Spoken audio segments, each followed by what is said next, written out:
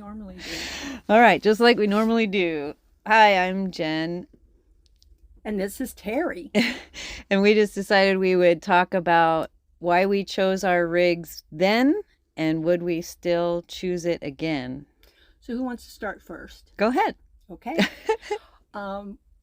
First, I guess we should start this off by saying we've both been on the road for 2 years. So I chose a 21-foot Passport, Keystone Passport. That's a bumper pull trailer, is that right? It's a bumper pull trailer. Okay. Yes. I've done some modifications to it in the past couple of years. I'm pretty much finished with that. It's very comfortable for me. How did I choose a trailer was I had my heart set on building a tiny house on wheels. So I was already in that mindset of pulling something. When my life or my idea changed from a tiny house on wheels to a trailer or to an RV, a trailer just seemed a natural segue. I really didn't give much thought to RVs such as Class A, B, and C. Pulling a trailer was just where my head was at.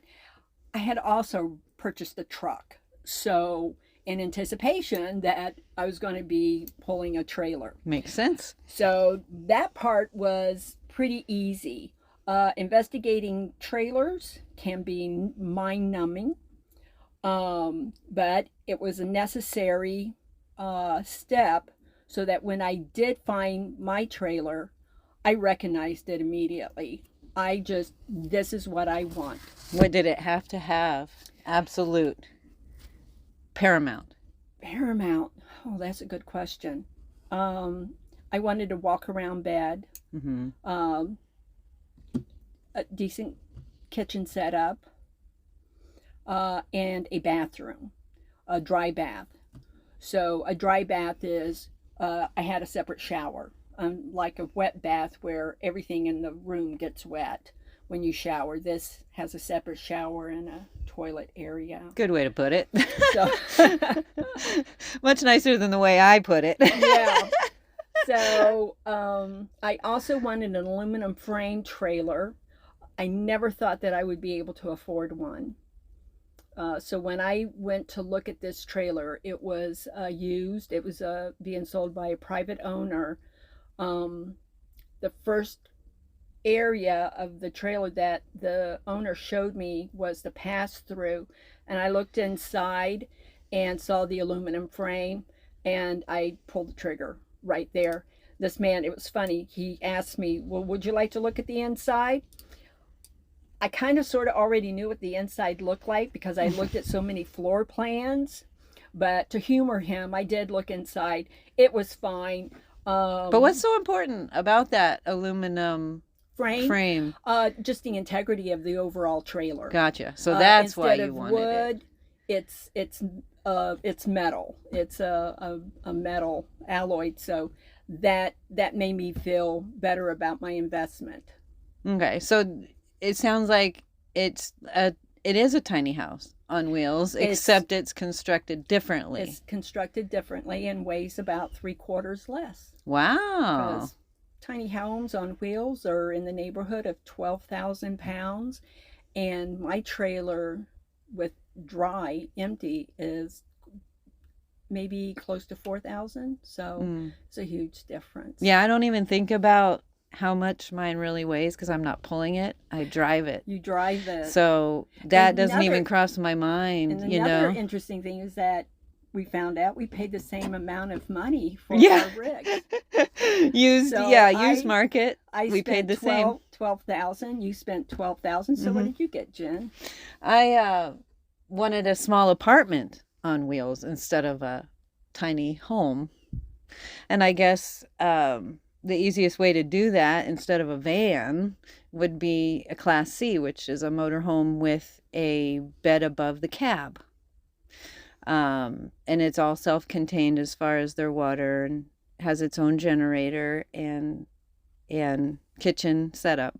So what was important for me is that it just felt like an apartment. I wanted a separate shower from my bathroom. And I wanted a walk around bed, and it was important the engine size. I knew I wanted a V10. So all of those things played into the actual floor plan, and I love my floor plan. I don't ever want to change it. You said it interesting. You said engine size, so you got a V10. Why was that important? I just know that the Ford engine V10 is what I have. It's a Super Duty E450 Ford. And I know that they can easily range 250,000, 300,000 miles if it's well taken care of on that engine. And so I got mine at just a touch over 100,000 miles.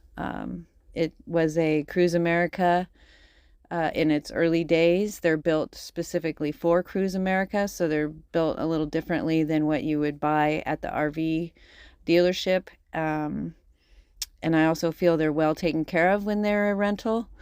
Some people have differing opinions and say that they could have been beaten up pretty well because people without RV experience or big rig driving experience have had them. But that's just not been the case with people that I have met since that have purchased old Cruise America rigs. I feel it's well taken care of, and it served me pretty well. And the reason why I picked a Class C, the main thing was that I didn't have anything to pull a trailer. And I also liked the idea that I never had to leave and go outside to go into my home. That was big. That was big. That was a big one. Well, the next question that we discussed is, it sounds like you would buy this. After 2 years of living in this, you would definitely stay with this model. I would buy it over again and over again and over again because I haven't found anything else that even comes close for me. Yeah. Any particular problems? Little bit of engine work. What you gonna do? Things go bad. So transmission seal, serpentine belt, alternator. I've had to buy tires, not on my terms, but when they needed it. I've repaired my refrigerator, a water leak in my freshwater tank, my air conditioning motor, and just recently worked on my furnace. So yes, things go to the wayside, and this is what, almost 20-year-old rig. So it's to be expected. Yeah. How old is yours? I have a 2013. So what is that? 10? It's 10 years old this year. Yeah. So a lot newer. What have you had to fix so far? I'm still looking at my oven. I have a propane oven, and I haven't figured out what the problem is with my oven, but the range top works. What else? I had a problem with some rats where I was before, and but the trailer itself has really stayed together. I've noticed some of the screws and the hardware, the hinges, for instance, some of the screws are loosening up. So what I do when I notice that a hinge comes loose because the screw has reamed out the wood is that I'll take the screw out. I'll take a toothpick, put some glue on it, stick the toothpick in there, break it off, let it dry, and then I put the screw back in. So it's, yeah, that works. That's a pretty quick fix, cheap fix. So yeah, I would definitely buy my trailer again. The size for me is perfect. I do have one slide, and it's just very comfortable and roomy, and it is like a studio apartment. It's my little playhouse, and I'm kind of Yeah, I'm digging it a lot. I just remembered that I did have a pretty hefty generator repair. Oh, you did? Yeah.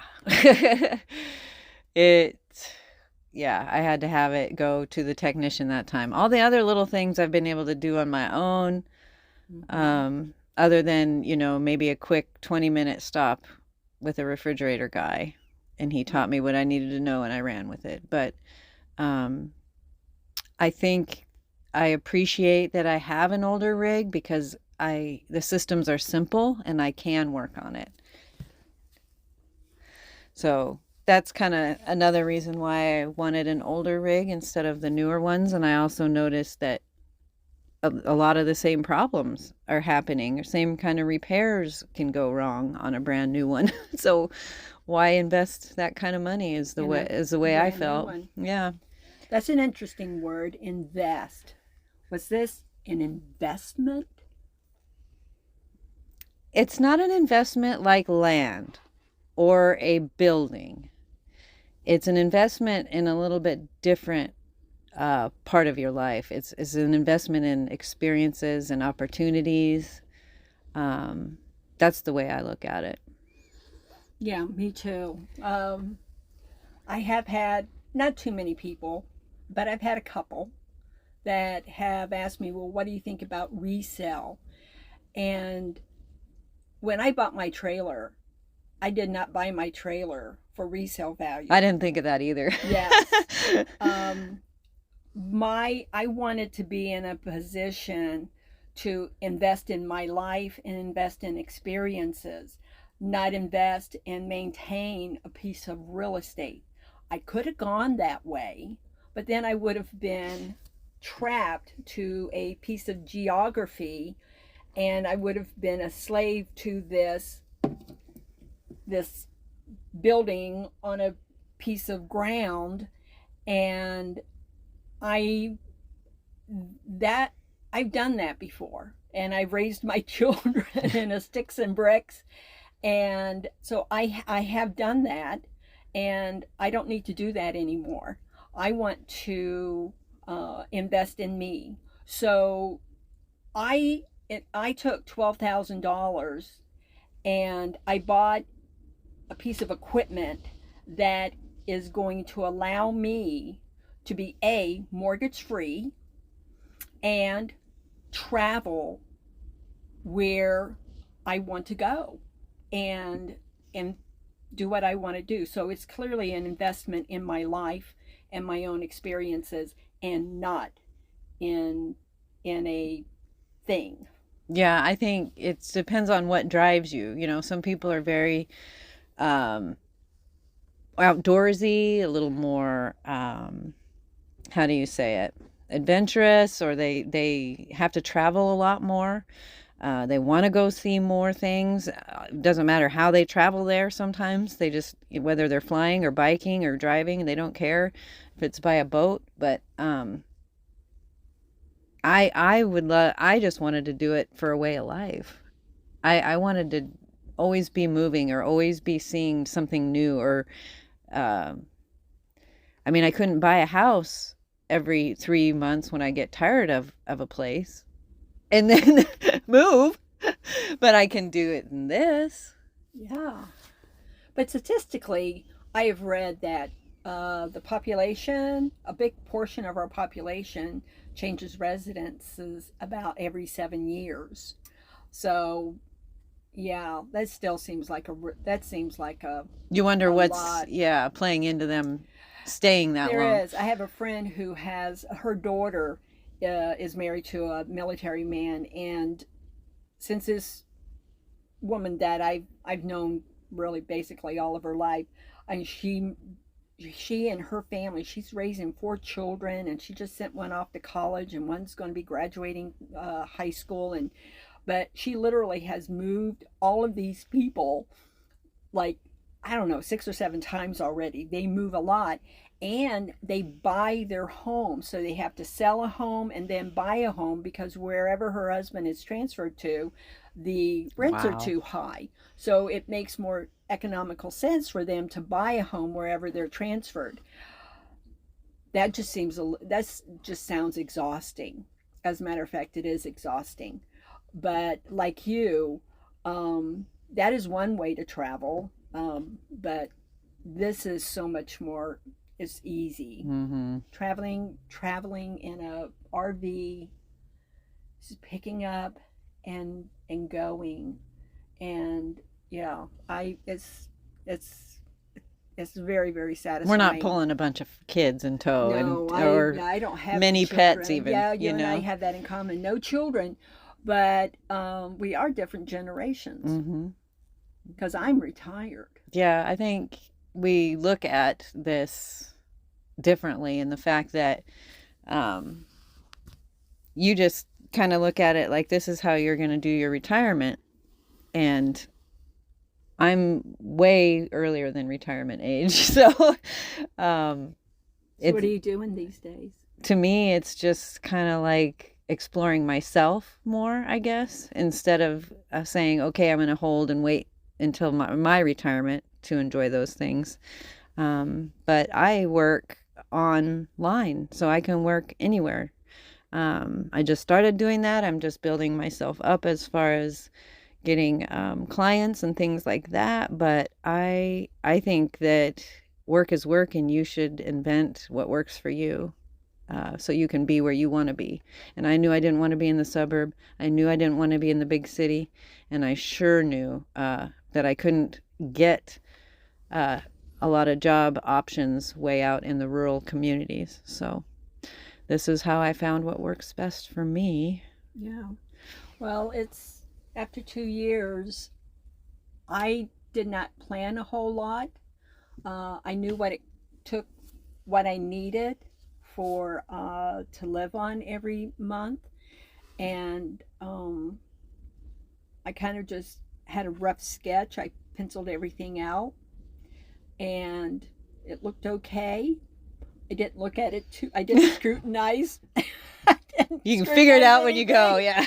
You know, it was basic arithmetic, and I thought, you know what, I have I live on a limited income.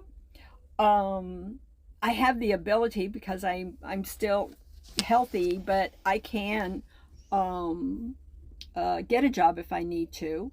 But so far, after 2 years, I'm doing okay. Work when you I'm want kind of thing. Yeah, I don't work. I'm just living off of my retirement, and it's modest, but I'm mortgage free. Right? All I need is really gas money and a little food, and bam, I'm I'm like living this nomadic life Yeah. very comfortably. We're at 18. We'll just end it there.